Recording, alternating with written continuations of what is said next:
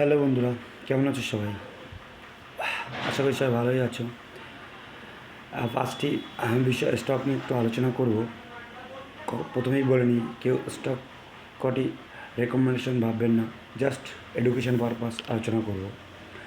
তার আগে আরেকটি বিষয় আলোচনা করা দরকার।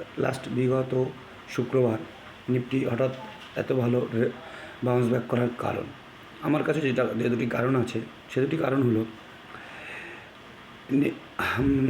ভারতের ইনফ্লেশন ডাটা বেরিয়েছিল বিগত 5 বছরের তুলনায়। ইনফ্লেশন ডাটা 3.5% ইন জুলাই, কম, অর্থাৎ ডেটা।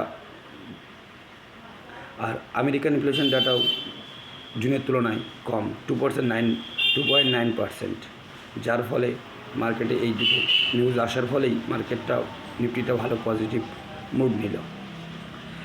যদি ধারাবাহিকভাবে এই নিফটি এই বাউন্স ব্যাক বজায় থাকে, তাহলে আমরা নেক্সট উইকে 5-6টি স্টক ওয়াচ লিস্টে রাখতে পারি। জাস্ট আবারও বলছি, এডুকেশন পারপাস দিচ্ছি, আপনারা জাস্ট ফলো রাখতে পারেন। বাই সম্পূর্ণ আপনাদের নিজেদের দায়িত্বে করবেন। প্রথম স্টকটি হলো টাটা মোটরস। টাটা মোটরস স্টকটি আমি গতদিনই আমার পার্সোনাল হোয়াটসঅ্যাপ গ্রুপে দিয়েছিলাম।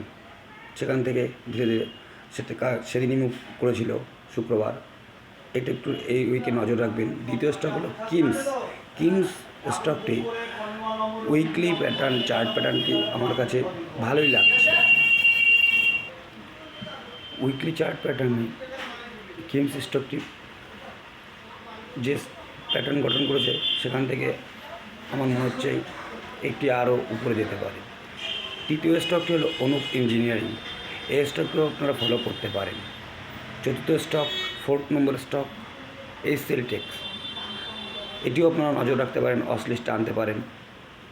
5 নম্বর স্টক করমণ্ডল ইন্টারন্যাশনাল।